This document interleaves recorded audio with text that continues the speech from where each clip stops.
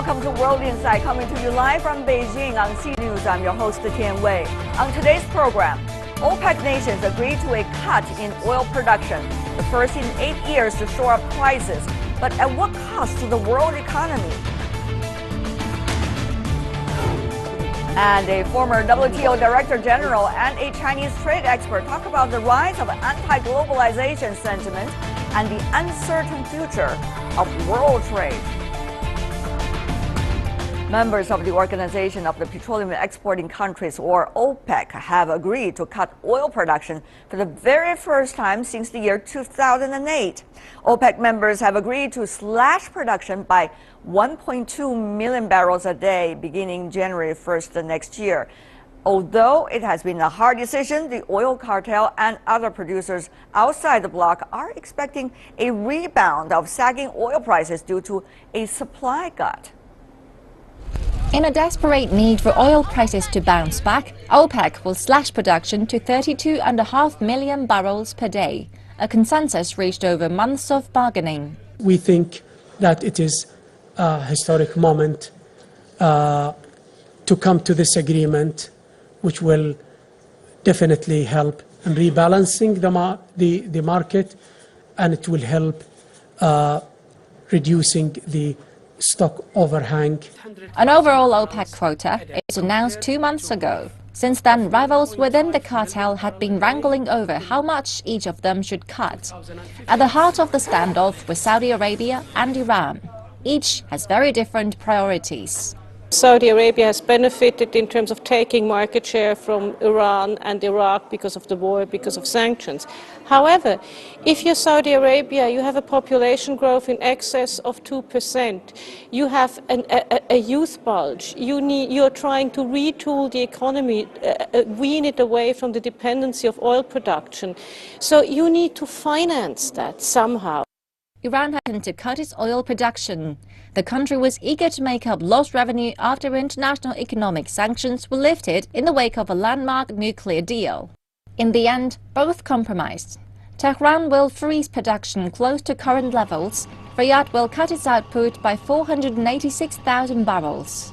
OPEC nations will meet with their non-cartel counterparts to discuss the action to limit output on December the 9th. Something Russian President Vladimir Putin had pushed for. Russia has committed to reducing its output by 300,000 barrels per day, half of a hoped for 600,000 barrels per day from outside the cartel. If there's one thing nearly all oil producers can agree on, it is that lingering low prices have left a big black hole in their balance sheets. To cut or not to cut, that is the question. The answers from our guest tonight in the Beijing studio. Professor Qi Ye, School of Public Policy and Management at Tsinghua University. Welcome to our studio here in Beijing. Good. Great to have you, sir. In Tehran, Professor Mohammad Marandi, the Dean of the World Faculty Studies at the University of Tehran. Welcome. In Moscow, Russia, with us, Yaroslav Matsuzo, who is a former Russian diplomat who also is the chairman of the Russian Friendship Society with Arab countries. Welcome as well, Mr. Matsuzo. Let me begin by asking you, Professor Marandi from Iran. So, how much Iran is willing to cut? After all, you are a member of the OPEC. Well, Iran has committed itself basically to producing roughly what it is producing. And that is a major achievement because the Iranians cannot produce more than what they're producing now. It will take investment for Iran to be able to produce more than 4 million barrels a day. And one reason actually why the price of oil has to go up is because if it doesn't, there will be no investment in the oil sector in any of these countries. And that will ultimately lead to a shortage of oil, and that will create a huge spike. That itself will hurt the global economy. Wow.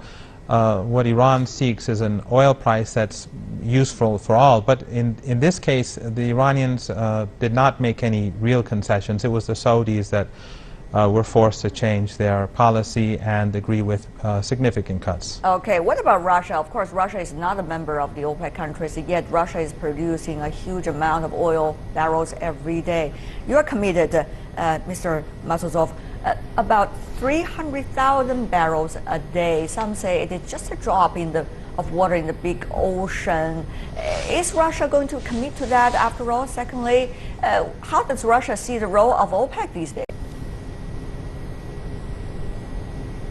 Surely, Russia interested in stabilizing energy market in any case, because Russia not only producing oil country, but Russia is also producing other materials, and that's why this balance for profits from industry, agriculture, and price of oil, should be balanced for Russian economy. And Russia is interested to balance this price. I think that now current prices of oil is too low, and we understand that previous decades the United States used this issue, oil prices, as a weapon fighting Russia in the economical field. Today, I think their peddling of Saudi Arabia is failed, because Saudi Arabia became more independent in the decision, cannot repeat those mistakes that they take previously, when they from one side lowered its prices for oil to ruin Russian economy or Soviet economy. Now we have an opportunity to unify principal oil producer countries, Saudi Arabia, Iran, Russia, and Latin American countries, to influence, to reach a balance. Well, let me ask we Professor are not Chi. taking some profits. Okay.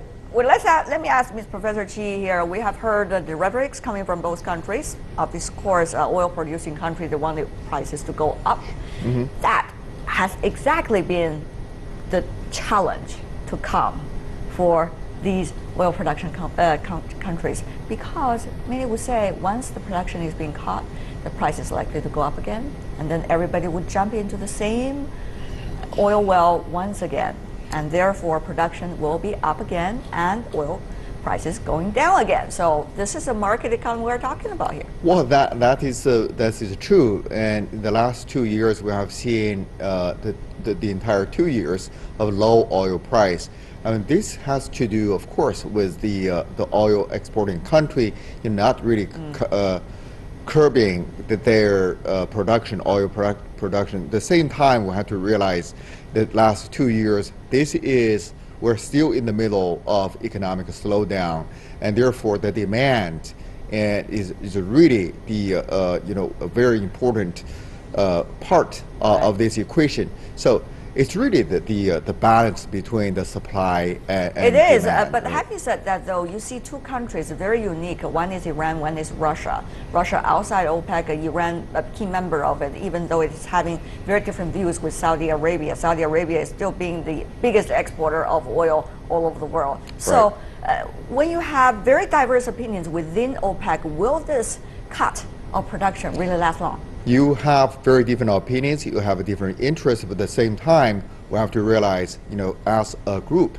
these oil exporting countries, they're hurting, with this low oil price. I think this is really the basis for them to come up to agreement. This is the basis, 3.7 billion barrels, million barrels a day, going to be 4.8 million barrels a day for Iran by the year 2021, if I remember right, Professor Morandi.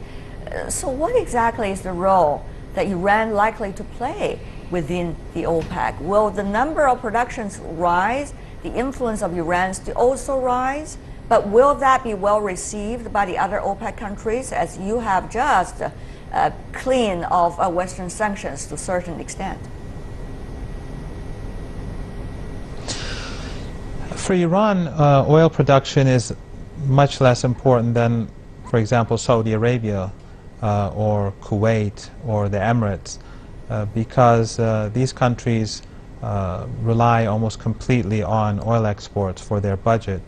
Iran has a much more diverse economy, And so it has been able to manage low oil prices. And the reason really that the prices have gone down, in addition to what your guest in the studio rightly said, is that Saudi Arabia over the last couple of years was trying to put pressure on Iran and Russia to bring down the price of oil, to hurt the economies of the two, and to get concessions, or to help the Americans get concessions.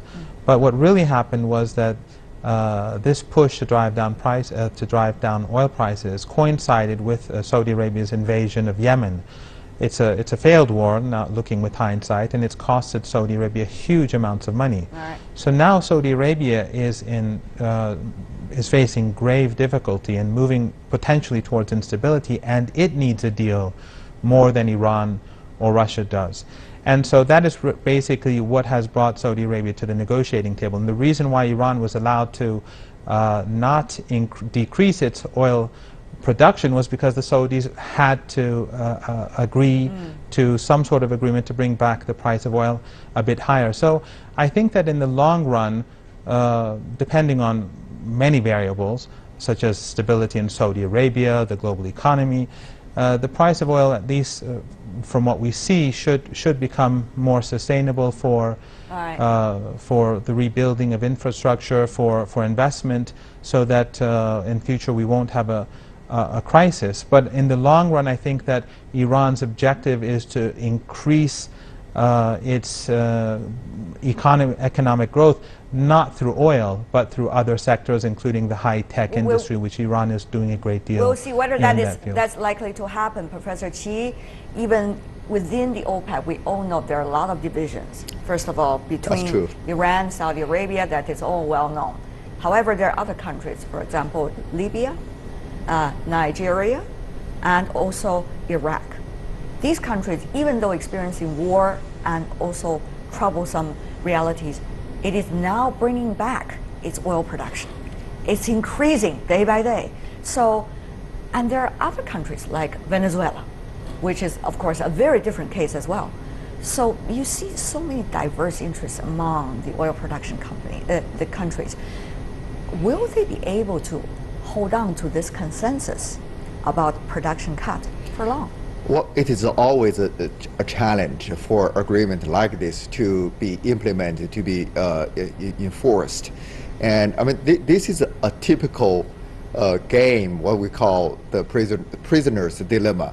And you not only you need to have a good agreement, but also, more importantly, you need a mechanism to enforce and monitor and to penalize, whoever who's violating the agreement. There's teeth or there's no teeth. Right, but let's look at the bigger picture. The bigger picture is all the countries you have just named, they all face economic difficulties, and they desperately need to have an increase in their revenue, from the oil production and oil sales.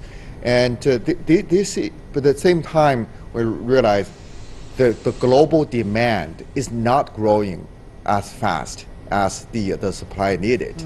Not only that, but also there are other factors. Mr. Matsuzov from Russia, shale gas by the United States has been increasing, shale oil as well. And if the price of the oil increase again in the international market, you bet those will jump once again to those areas which is being considered as more environmentally friendly, some say. So, Mr. Matsuzov, what do you make of all of these potential competitors for Russia when it comes to oil and also the prices fluctuations? Well, of course, Russia is watching all these changes in prices on the world market very attentively. And Putin, while being in Peking, G20, met deputy ruler of Saudi Arabia, Prince Mohammed. And they talked about this position of the Saudi Arabian position towards oil price policy, because the issue was relations, political relations between Saudi Arabia and Iran was a great issue for all OPEC countries. And I think that conversation of Putin conversation with Prince Mohammed gave a result. And after that, I know that Mr. Putin talked by telephone with President of Iran, Mr. Rouhani, and they agreed on the principles to approach two rival positions, because demands from Saudi Arabia towards Iran were unjust. Now they found a consensus, and everything is looking fine. So I think that Iran won in these changes, and Saudi Arabia gave step down from their previous demands to achieve real results that we are watching now. I think that political issue influenced on all this struggle in the field of energy greatly. Right. Because of Libya, because of Iraq, because of any other countries, and all disturbances in the Arab world, in Islamic world, reflected on policy price for oil and gas. Yeah, well, that's all well understood, but the question is, does oil still make the world go around? Is our world's geopolitics still defined as it was by oil, by the production of oil, and by the politics of oil, Professor Chi? I think the landscape is changing real quickly. We had age of the coal age, and followed by oil and gas, and now we are entering really into a new age, the age of the low carbon fuel, or the green. But the green question fuel, is right? whether it could be the alternative for the oil production right now. Well, look, the last year, the 2005, for the first time, we have seen the increase in the low carbon fuel has exceeded the fossil fuel. The next 25 years, into the IEA, the latest, the World Economic Outlook, the next 25 years, the overall production and consumption of low carbon fuel will exceed the conventional fuel. So we are entering a new age. I think the geopolitics is therefore will be changed. Well, Professor Morandi, is Professor Chi too naive, or actually he's really looking at the real trend of the world, Professor Morandi? Things are changing. I think he's absolutely correct. The world is changing. I would also add, though, that the economic situation across the globe is not looking good, and the global economy really hasn't recovered from the 2008 crisis. We really don't. We see that, for example, global trade is on the decline. The presidential election in the United States reflects how the middle class in the United States is collapsing. And Europe is also facing a But my similar question to you crisis, is in really, some ways is more oil going to complicated. define future politics or not? That's my question for you. Well, there are so many variables that it's difficult to say, because if the global economy continues to deteriorate, then obviously the demand for oil will decrease. On the other hand, if a country like Saudi Arabia moves towards destabilization, then it could spike. There's so many uncertainties right now that we simply have to watch every day and to monitor what's happening. Mr. Matsuzov from Russia.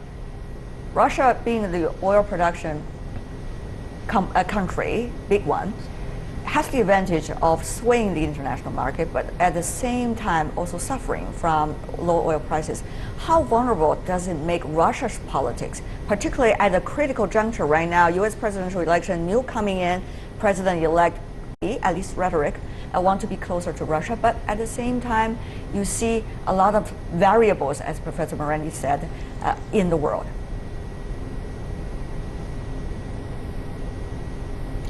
Well, of course, Russia, as a country that depended greatly on oil production previous decades, now has another tasks for future, because our program to develop our economy based on not only on oil and gas, but not to be so much dependent as it was previously, and to develop the industry and agriculture.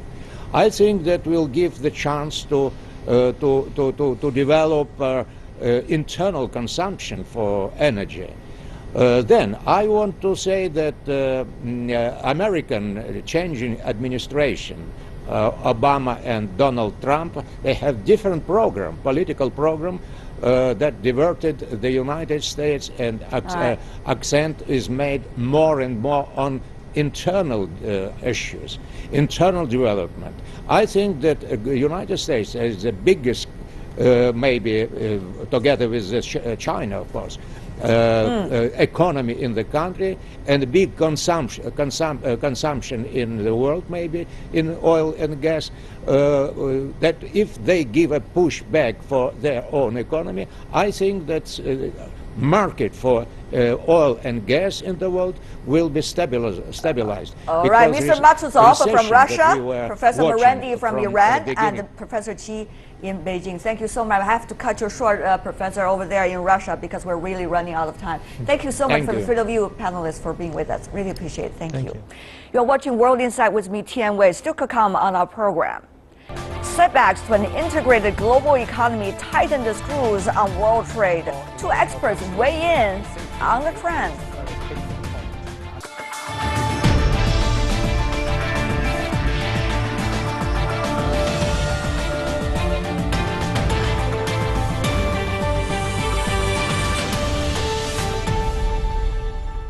Welcome back. You're watching World Insight, coming to you Monday to Friday every day on CCTV News. Deglobalization, that is a word that advocates of a world without trade barriers, loath to hear, but it may just be the catchword to define a new era. Raising barriers to trade along borders instead of bridges and railways could undermine the well-established international trade system as a whole. Let's take a look why. As they wished, the UK left. Brexit, one of the biggest geopolitical risks to shake up the year, became a reality in June. For supporters, change has got to come as the Brits leave the EU and take control of their own borders and policies, from economic to social issues. We will do what independent, sovereign countries do. We will decide for ourselves how we control immigration, and we will be free to pass our own laws. Some did see Brexit as a harbinger of anti-globalization, the first wave of an insular tsunami that washes over the world, in particular developed economies. European countries such as France, Greece, and Spain see forces bent on dismantling the European Union gathering strength. The victory of Donald Trump in the US presidential election was another blow. The president-elect, famous for his averse tone against free trade pacts and migrants, vowed to pull the US out of a major trade deal, a priority in his first 100 days in office. On trade, I am going to issue our notification of intent to withdraw from the Trans-Pacific Partnership, a potential disaster for our country. Earlier, Trump called the World Trade Organization a disaster and said the US could leave the Geneva-based body. Last week, the WTO chief said there is no indication the US would move to leave, as Trump's trade policy is still unknown. Meanwhile, global trade is indeed not doing so well. The outlook for trade is dismal. We have revised the forecast for 2016 from 2.8% to 1.7%, and if this does actually happen, it will be the of trade growth since 2009. The number of new trade deals is reportedly at its lowest in more than 2 decades. Concern is on the rise that a trade globalization trend, which started from the end of World War II, has been reversed. Or is it just a bump in the road for global free trade? Well, to help us make sense if globalization is indeed in limbo, we talked to Bhaskar Lamy, a former Director General of the World Trade Organization. I caught up with him in Beijing earlier today, and together with Zhang Jianping, the Director General of the Center for Regional Cooperation of the Chinese Academy of International Trade and Economic Cooperation, we took a long, hard look at the world trend.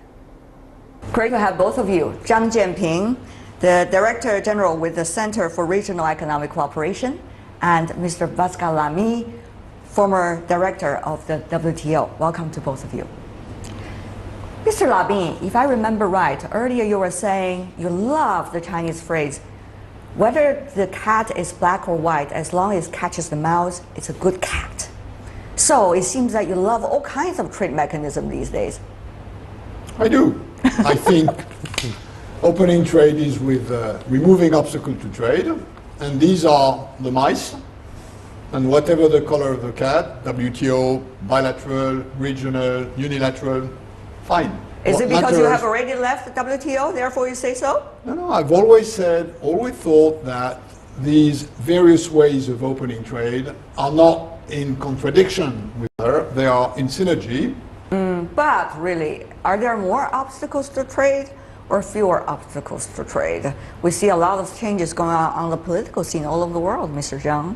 Yes, especially today, if you look at the situation in global markets, both trade protectionism, both from developed economies as well as some of major developing economies such as Brazil, Argentina, India. You see that also in the rhetorics of the campaign for President-elect Trump. You were saying, Mr. Lamy, right after the election, whether it wants to be a soft Trump or a hard Trump. What exactly do you mean when it comes to international trade? Well, the reality is that we have a protectionist rhetoric discourse when it's about campaigning, but when you look at what happens concretely, you do not have that. So I do not agree with you that we are in a period where protectionism is on the rise. Protectionist discourse is on the rise. If I want to be elected, I will say I will slap tariffs on Chinese imports. But whether I will do that later, I don't think so. Are you suggesting you don't think Mr. Trump going to do that? 45% tax, I currency think- manipulator. I think if you ask me whether I bet my shirt on hard Trump or soft Trump on trade, I will bet my shirt on soft Trump. I might not say the same thing about environment or about security, but on trade, I think US turning protectionist would be terribly damaging for everybody, including the US. And they will look at their own interests first if they are rational. Would he be able to get across through his administration without really addressing the promises he made? I personally believe that with a solid majority with the Republican Party in both the House and the Senate, it's going to be very difficult to go real protectionist. Mr. Zhang, Yeah. Mr. Lamy is saying, take your time, take it easy, it's not going to be a problem. Actually, from Chinese side, from all over the world, market is deeply worrying about, trade protectionism, operated by the new administration in the U.S. This is one thing. Second thing is that, in case that Trump to take some of, policies or countermeasures, I don't think, tariff, that would be the only one, tools. Because U.S. also is a member of WTO. The U.S. has to follow the rules and regulations in WTO. But that Trump maybe they will fight with China, with other developing economies. Many would ask that question. I understand you were saying earlier, Mr. Lamy, it's up to interpretation to member states of the WTO what exactly protectionism means. Is it really that fluid? If it is that fluid, what does that mean to the fairness of WTO and also trade mechanism as a whole? Protectionism is restricting trade in contradiction with trade regulations. That's what protectionism is about. If you ask me whether anti-dumping duties, when there is dumping, is protectionism, my answer is no. This is protectionism. This is allowed, organized, regulated by WTO rules. And I disagree with these numbers, which I see in many excellent places, that count an anti-dumping inquiry or an anti-dumping measure as protectionist. If I do anti-dumping in a way that is not WTO compliant, this is protectionism. If I use science and precaution instead of protecting the producer to protect the consumer, this is not protectionism. If I apply a pesticide residue standard at my border, this is not protectionism. Well, if that is the case, then we would seldom see protectionism around the world. We could always not believe the rhetoric of the politician. We're always going to see a beautiful world, whether it is pro-trade or against trade. In your eyes, is always good. I'm not saying there is no risk. I mean, this protectionist discourse might be a danger. It might be a danger. So this has to be carefully watched, but I don't think it's good to cry wolf when the wolf is not next door.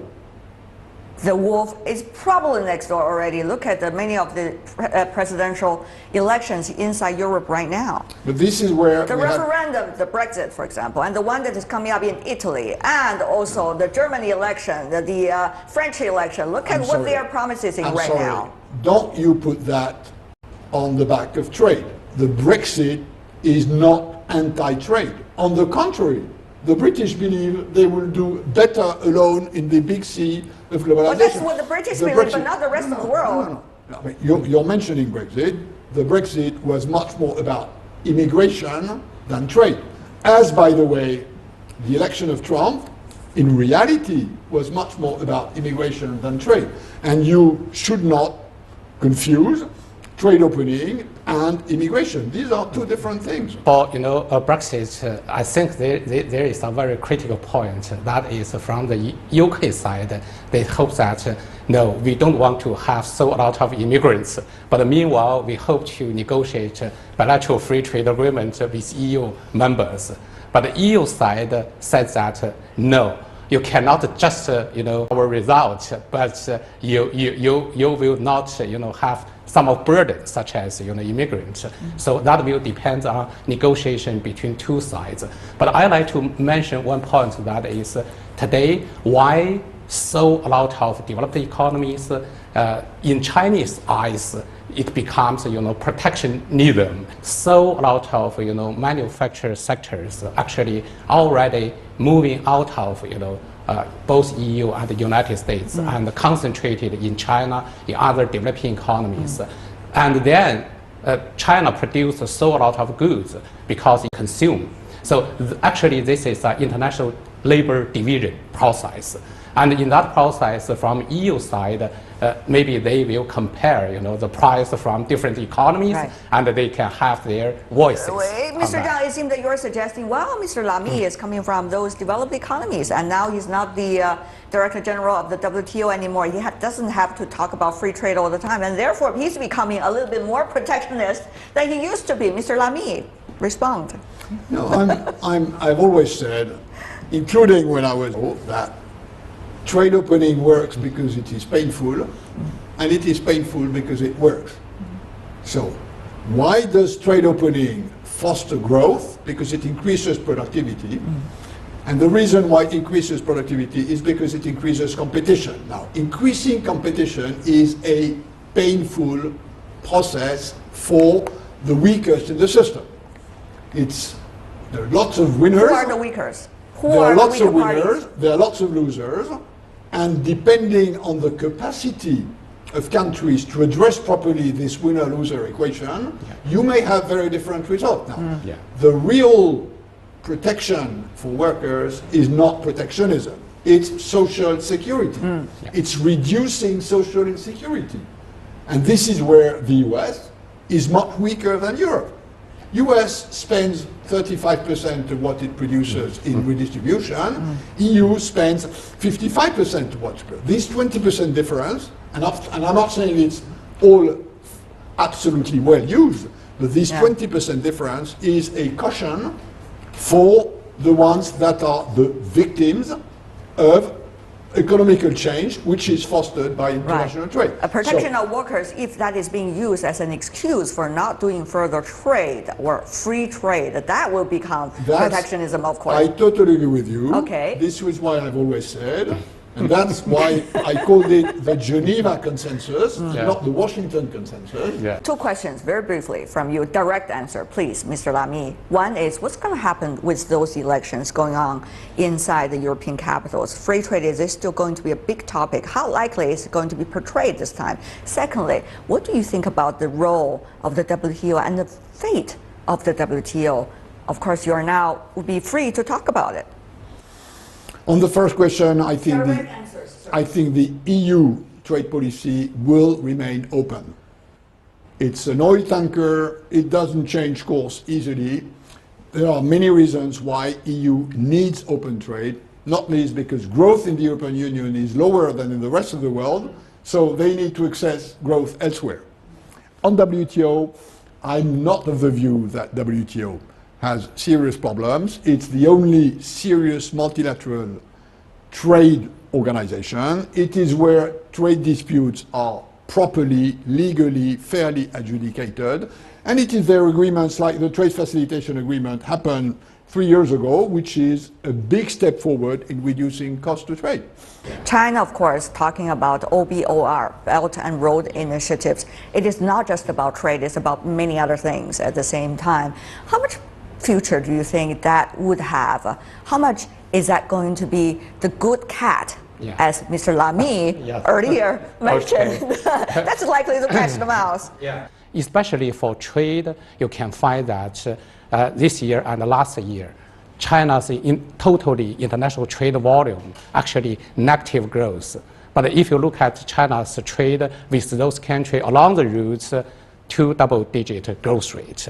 So that means that we are exploring the market potential over there. Also, I think that EU countries can benefit from that huge market. Of course, some of the European capitals already included in the Belt and Road Initiative along it. No, I think it's a bit like what China did when it joined WTO. Is subscribing an insurance policy against trade restrictions. So, insurance policy against trade restrictions in WTO, insurance policy against trade restrictions in easing the flows of trade either through the sea with ports and harbors or through the land with rail, with better infrastructure. I think it's the same concept. It's facilitating trade, reducing obstacles to trade. Among the obstacles to trade, you have regulations. That's for WTO. You have infrastructures. That's for One Belt, One Road. Do you think that can be an interesting alternative when the U.S. capital is struggling to find its newest version of free trade mechanism? I mean, I think the One Belt, One Road is something which is very much between China and Europe, and to some extent the Middle East, and maybe a bit Africa.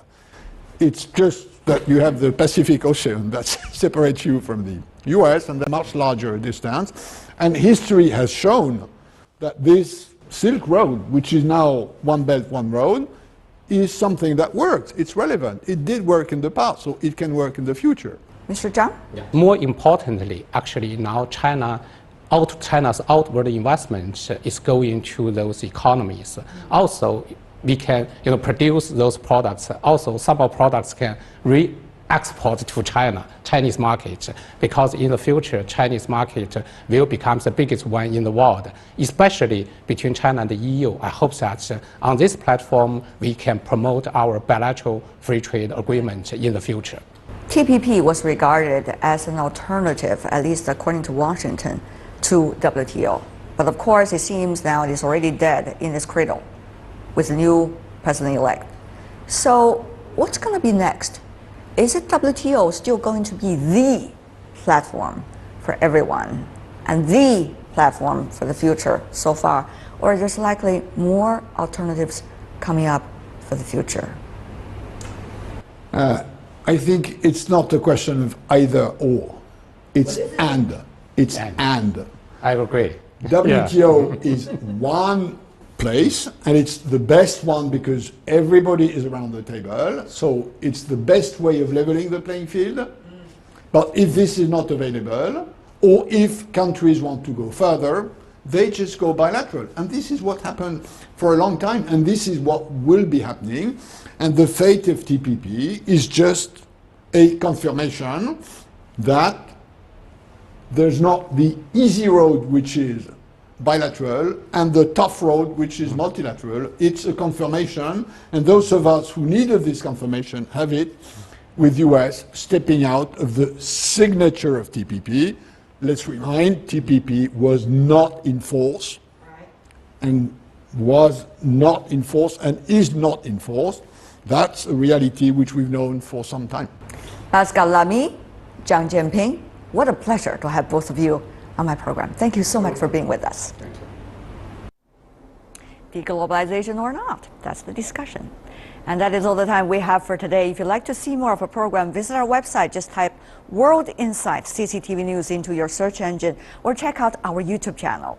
From me, Tian Wei, and everyone on the World Insight team, thanks for watching, and tune in again next week for more insights from across China and around the world.